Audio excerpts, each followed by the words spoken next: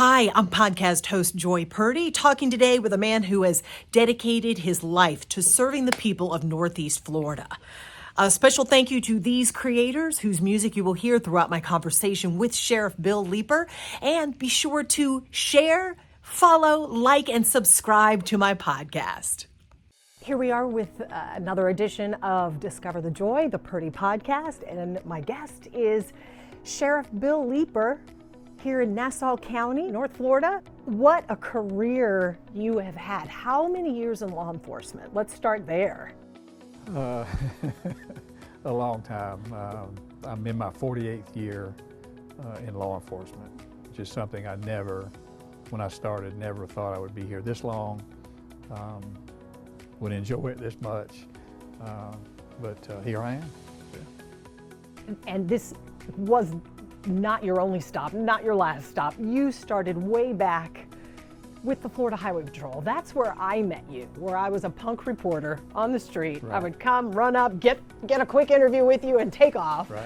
But that's how I got to know you.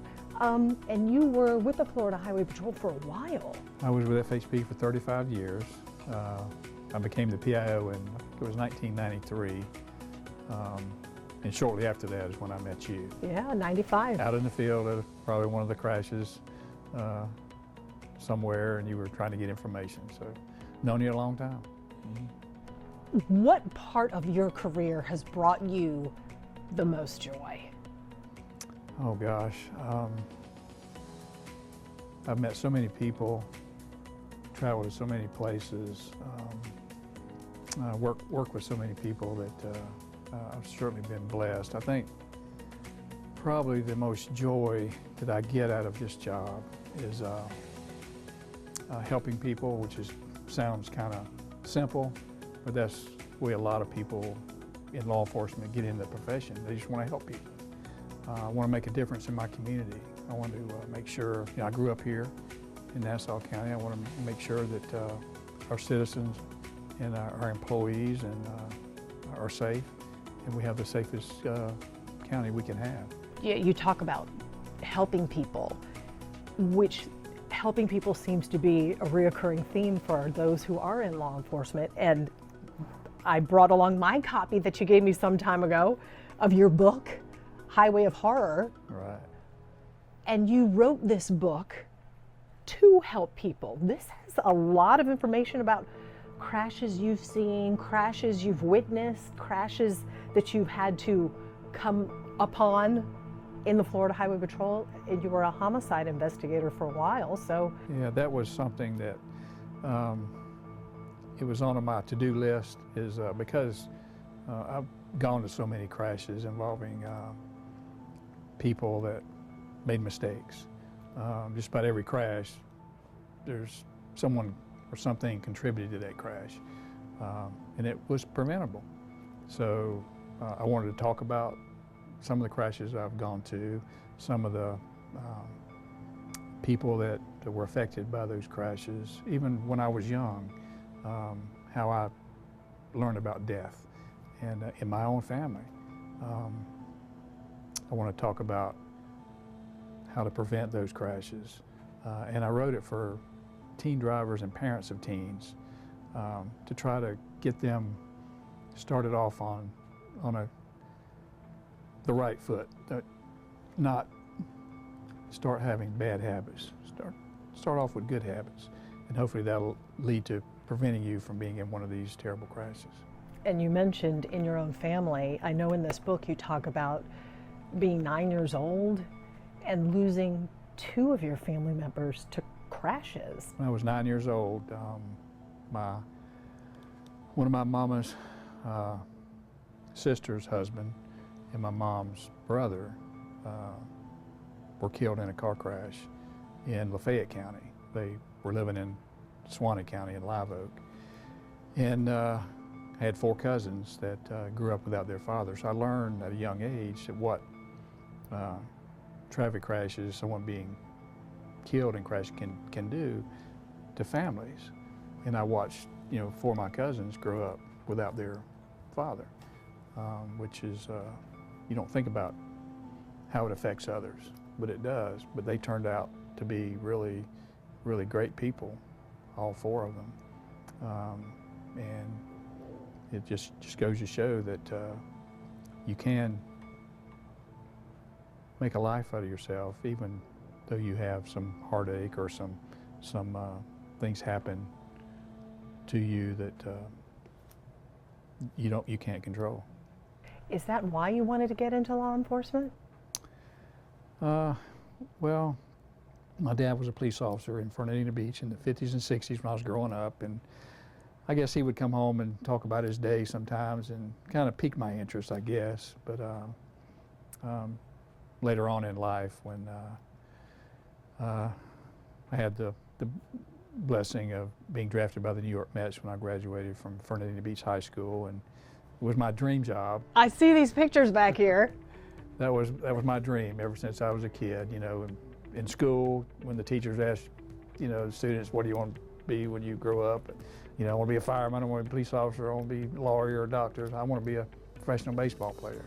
No, what do you really want to be? I said, I want to be a professional baseball player. So I worked hard, I stayed out of trouble, I practiced a lot, and had that opportunity. I didn't, you know, eventually make the big leagues, but I did play in their minor league system for a few years, and my dream did come true in that aspect. But when they start paying you to play, it becomes a job. You don't think of that, but they're paying you to play, and it's your job to go out there and do the best you can. Because there's people sitting on the bench or behind you that are just as good as you are. They're waiting for you to mess up, get hurt, or so they can get their opportunity. So a lot of pressure with young people in professional sports to do well. It's no longer a team game, it's how well do you do, which is different from how I was taught growing up. You know, it's a team game, but it doesn't matter if the team wins or loses as long as you do good. Did you feel that pressure in the minor leagues? Yes, it's there. You know, you play with minor hurts. You know, I started off as a catcher. I was assigned as a catcher. Eventually played catcher, shortstop, and third base and second base, but I could kind of play anywhere in the infield. But my hand, you know, they could throw pretty fast. The pitchers, and you know, catching it, I had the catcher's mitt. I had a handball glove that I wore, plus I had a sponge inside the glove to kind of absorb that, how fast they were throwing it. And my hand would still swell up, and it's hard to grab the bat, you know, when you go to hit. But it doesn't matter, you got to play. So that dream didn't pan out. When did law enforcement become your dream? How did that happen? Well, after I left professional baseball, I came home and I had to get a real job. And I'm thinking, you know, what am I going to do with my life? And a friend of mine was a Marine Patrol officer. Back then, they had the Marine Patrol who they patrolled salt water, you know, the ocean. I thought that might be a cool job. So the sheriff at the time, Sheriff McKendry, he sponsored me to get my police certification. Back then, there was some Fernandina Beach police officers and Nassau County deputy sheriffs in this class to get their police certification. So he sponsored two people, civilians, to go in this class. So I was one of them. And when I graduated, Fernandina was not hiring, the sheriff's office was not hiring, Marine Patrol had a hiring freeze on. So my dad suggested I put in an application with the Highway Patrol. So yeah, I didn't know any troopers at the time, so I did. And I went to Jacksonville, took a test, passed the test, passed the background investigation, and went to Tallahassee for an interview, and got a letter in, I think it was November of 1976, to report to the FHP Academy in January of 1977. So that's when my law enforcement career started. Did your dad find out that you were a police officer? That you had become law enforcement? My dad? Yeah. What do you mean? Well, because you said he was a police officer. Yeah, he was a police officer in the 50s and 60s when I was a kid. And then he eventually left. We had 3 kids, and he's married and wasn't making a lot of money, so he left and went to one of the paper mills in Fernandina. So, But you remember the time that he was a police officer. oh yeah. And you said he also worked part-time at a funeral home. So you were exposed to a lot of serious stuff. A lot of death. A lot of death. I was trying to avoid the D word, but you said a lot of death. Yeah, my dad, when he was with the police department, he would work part-time at the funeral home. And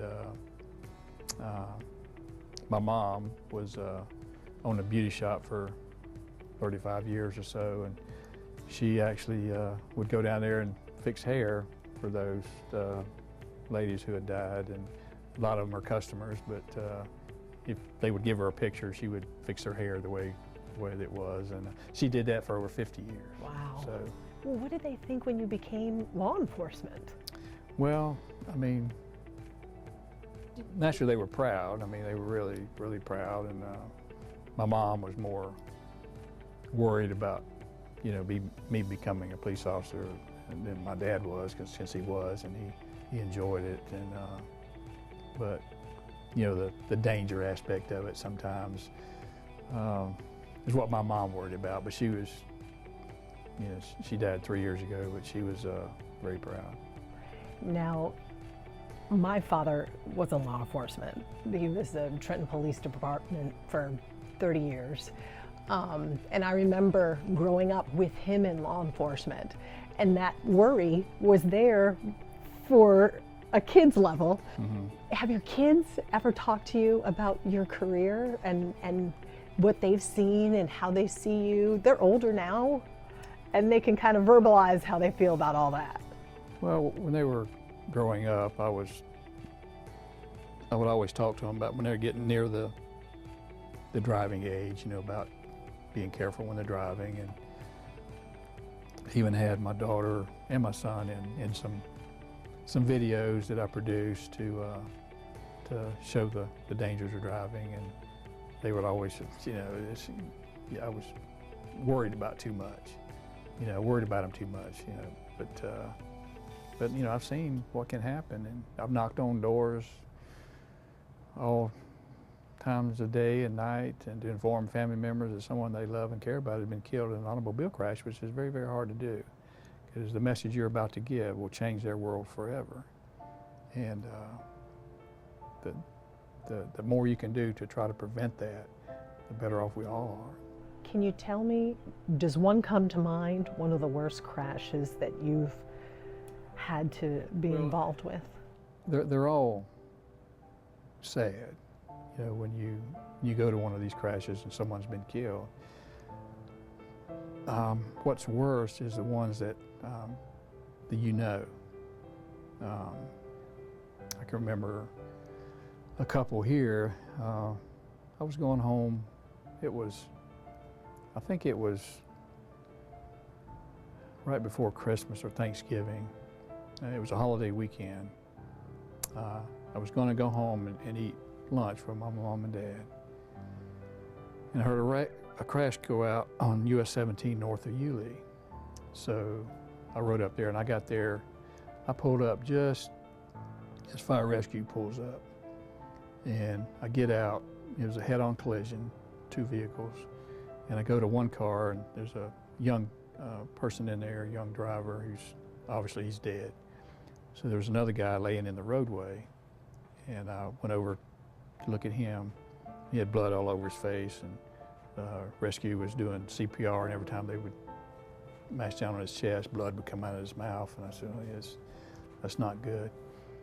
So I got his wallet, and I pulled his driver's license out, and you could have knocked me over with a feather. It was a kid that I knew since he was real young. Knew his parents real well. So I called, they took him to Jacksonville to UF Health. I called a friend of mine. I said, meet me in Yulee there on Nassauville Road. I want you to go with me to talk to Pitt. Pitt was his name. Parents, because I wanted him to drive them to Jacksonville. So we went and knocked on the door. You know, who is it? I said, it's Bill Leeper. So, oh, Bill, how you doing? I said, open up. I got some information for you.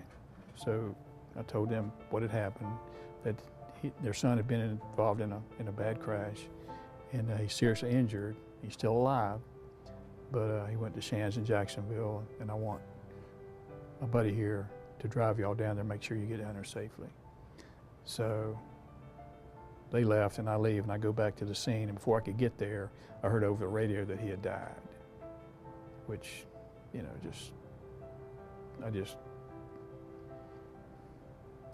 I knew it would just devastate them. And another crash happened. I was off, but a lady was driving north on I-95. For some reason, she lost control. She went off the overpass there at Pecan Park Road and went down onto Pecan Park Road and died. They had called me about the crash, but I was doing something and I didn't go to the scene. So when I found out the next day who it was a girl that I'd known since she was small. I knew her mother real well. And I went by her house, and she told me, she said, I was watching the news, 11 o'clock news, and they showed this crash. Didn't say who it was, but they showed this crash that happened at Pecan Park Road. At the same time, troopers knocking on the door to tell her that her daughter had been killed. She was watching it on the news. Mm-hmm. She didn't know it was her daughter, but she was watching the news, and it's showing this, you know, there's been a fatal crash at Pecan Park Road, 95. And knocking on the door, you know, your daughter's been killed. So when I was talking to her, she said, you know, I was hoping that when I was watching the news, they would have said, Lieutenant Bill Leeper said this. But he didn't. You were not there.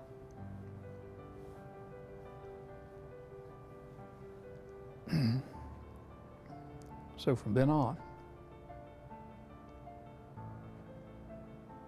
every time I got a call, there was a fatal wreck, I went. Because somebody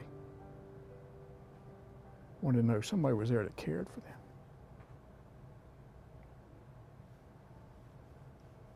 So those are probably the two that really, you know, affected me at the time. Because you don't know the effect you have on other people. You know, she wanted me to be there for her daughter, but I wasn't. So I made it a mission from then on. When I was called, I went, no matter what I was doing. That's a lot of crashes, a lot of death, a lot of injuries, body impalements, and maims.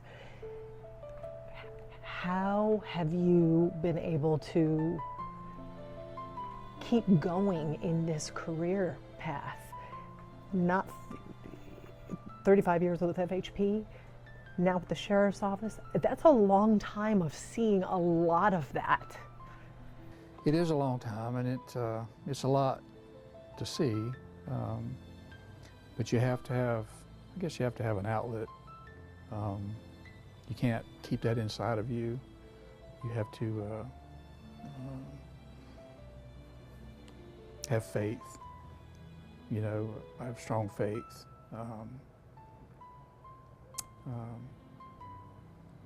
I do other things when I'm off. I don't think about police work all the time. You know, most of my friends are not police officers, so I can get away from all that. I really don't talk about my job at home. It's not their worry. You know, I'm more interested in what they're doing, you know, not what I'm doing. So you just, and everybody, every law enforcement officer, we see a lot of stuff. We deal with a lot of stresses, not only on the job, all the things that we go through, but also the daily stresses of life. You know, marriage, kids, finances, all that stuff. Your roof leaks, you know, washing machine quit working. And it's a lot that you have to worry about, and you have to have a way to deal with all that stuff. Some can't. I mean, I learned, a good trooper friend of mine when I was FHP committed suicide. I never would have thought he would have done that. But you don't know what people are thinking, what's in their mind. And I learned since I became sheriff that suicide is one of the most common causes of death within law enforcement, not only on the job, but also retirees off the job. So I made it my mission to make sure that our employees are not only mentally well and physically well, that they can go out in the community and do their job effectively, to not have to worry about other stuff. So mental wellness and mental health is very, very important to me, to make sure that our people can serve our citizens the best they can. And having seen that all you have, and you raised kids, and they at one point were new drivers, I think about all us parents, well, a lot of the parents who don't have that law enforcement connection. I mean, I had my dad, my husband's retired, sheriff's office, Jacksonville Sheriff's Office. So, but that level of worry, how is that for someone who, for 35 years, looked at crashes? Well, you do the best you can. You teach your kids right and wrong. There's consequences for your actions. And trust them to go out and make good decisions. I mean, we've all made bad decisions. Some, when they make a bad decision, they're in a fatal crash. The worry is there. It's always there. I dread having a police officer knock on my door to tell me that, someone in my family's been killed in a car crash. It's a fear, but it's something you can't control. So you just, deal with it best you can. Is it on your mind a lot? Not really. You rely on your training. You rely on your instinct, and do the job to the best of your ability. But you can't be scared. If something happens, it happens. When we take an oath to serve and protect our community, I mean, there's always that possibility. I mean, I've seen it happen. I mean, I think there were 12 troopers that I worked with or knew personally that died in line of duty with FHP. There have been 3 deputies here since I've been sheriff that have died, and it's tragic. But that's we don't think about it. It can happen. It can happen to any of us. And I know you do think about kids a lot, from your own kids, from your childhood, now your grandchildren. I remember, you took the time on a weekend and allowed me and my family, I showed you these pictures, you allowed me and my family to come up and visit the jail when my girls were super little. Seems like a long time ago. Doesn't it? But it wasn't that long ago, but it seems like it, But you do have this pull toward helping particularly children. Well, it's the vulnerable, whether they're kids or the elderly. I mean, kids, they have to rely on adults, have to rely on their parents, and sometimes parents really don't care about their kids. We see it all the time. We go to incidences, drug overdoses, fights. There's kids around and they're living in filthy conditions, and that's not their fault. But I want to show that police officers are there to help them. They're not. They're always sometimes being taught, to fear the police. They're going to arrest you and all that stuff. I'll be in a restaurant somewhere, and a parent said, if you don't behave, that police officer's going to put you in jail. And I'll get up and I'll walk over and I say, I'm not going to put you in jail. I'm your friend.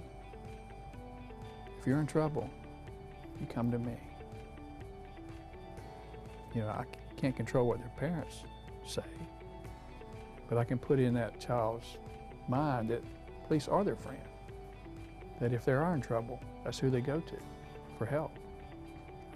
You can't fear people that are trying to help you. But unfortunately, there's parents or a lack of supervision, and you just hate to see that, because you want the child to grow up and be the best they can be and have an opportunity to be whatever they want to do. 2 more questions for you. Over the years, you've covered this area for decades. How much have you seen change, whether it be the drug front or the types of crimes or humanity in general? What have you seen change in Northeast Florida over the years? It has changed a lot since I grew up here in Fernandina, and it's changed so much with the population. One thing I can remember back when I was 8 or 9 years old, and a neighborhood friend of mine, we would hitchhike, go out on the street, put our thumbs up, and hitchhike to the beach, main beach area, where all the kids hung out, and they had a lot of activities to do for kids, and we'd hitchhike back home. You're giving me, you're giving me anxiety just saying that. Well, nowadays you see a 8 or 9 year old kid hitchhiking, they call the police. Well, back then, somebody that knew us or knew our parents would pick us up, take us out there. We never thought about, a child molester picking us up like could happen today. So, our community, we're blessed to live in this community. Our community supports law enforcement. It's not that way in every community, unfortunately. We can't do our jobs without support of our citizens. And that's why I try to make sure we connect. We go to places, we make sure that we show the positive side of law enforcement. So many times, it's always negative because we're dealing with people's worst day. And it's difficult to do that. But we have to maintain, our professionalism. We have to make sure that we provide the services that our citizens expect and what we're paid to do. Traffic is, unbelievable now. Schools are crowded. Is the event of, I guess, social media, where you're always on camera now, no matter what you're doing. People are always looking for something, I got you, you're doing something wrong. It's just different now. That sometimes the way people are treated. Years ago, before social media, you may would see it on TV or read about it in the newspaper. But now it's an everyday thing. Somewhere something's happening, and it's constant. And people get locked into that, and they think that's the reality. That's not reality. I mean, they'll take one instance and play it over and over and over and over again, think that's what is real. Well, that may have happened, true, but that's a minor, not minor, but it's a small percentage of what really takes place. I mean, there's millions and millions of interactions between law enforcement and citizens, millions throughout the country, and nothing ever happened. But you take one incident that happens, and they'll think that's the norm. That happens all the time, but it doesn't. It did happen, but what about the millions of other interactions that nothing happened? I mean, it's kind of different. I don't know how to explain it. It's just drugs is still there. We deal with a lot of meth issues, a lot of Fentanyl kills a lot of people. I think about between 70 and 80% of all overdose deaths here in Nassau County is fentanyl related. People buying drugs on the street, they don't know what they're getting. Trusting somebody else to give them drugs just doesn't make sense. Listening to you describe all these things sounds like an uphill battle. It really does. But you're still here and you're still serving and protecting. Yeah, I'm still here. How much longer? I know my days are numbered. Are they? I don't know. You don't seem to change at all. My days are numbered. I can see the light at the end of the tunnel. You know, you have to have the passion, the energy to keep up not only with the growing trends of crime, but you know, the community, our growing community, our agency's growing, and you got to have the energy to keep up with all that stuff. And there comes a point in time where you just you want to do it, but you just can't do it. But when that'll be, I'm not sure yet. I'm praying about it, and, talking to my family about it. But I know I can't be here forever. I don't want to be here forever. But as long as I'm making a difference, as long as I'm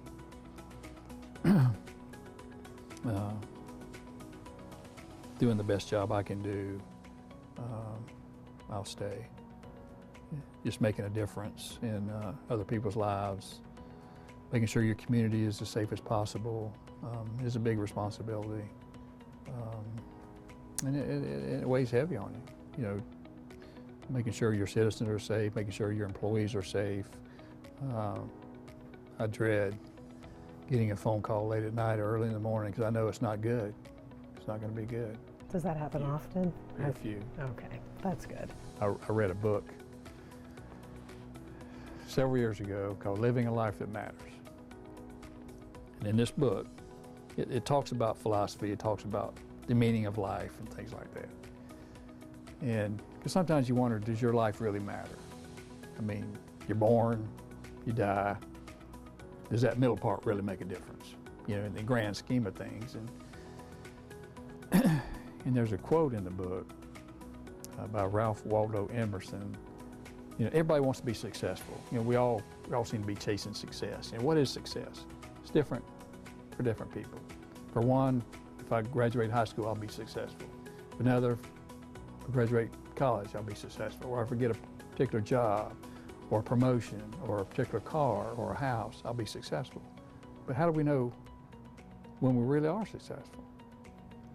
Well, there's a quote in this book that really sums success up simple to me, and it is to leave the world a bit better, whether through a healthy child, a garden patch, or a redeemed social condition. To know that one life has breathed easier because you lived. That is to have succeeded. It's just very simple. Help others. 100 years from now, we'll all be dead, more than likely. And it won't matter what kind of car you drive, how big your house is, how much money you have in the bank. But what will matter is the difference that you made in the life of someone else. Do you feel you've made that difference? I hope I have.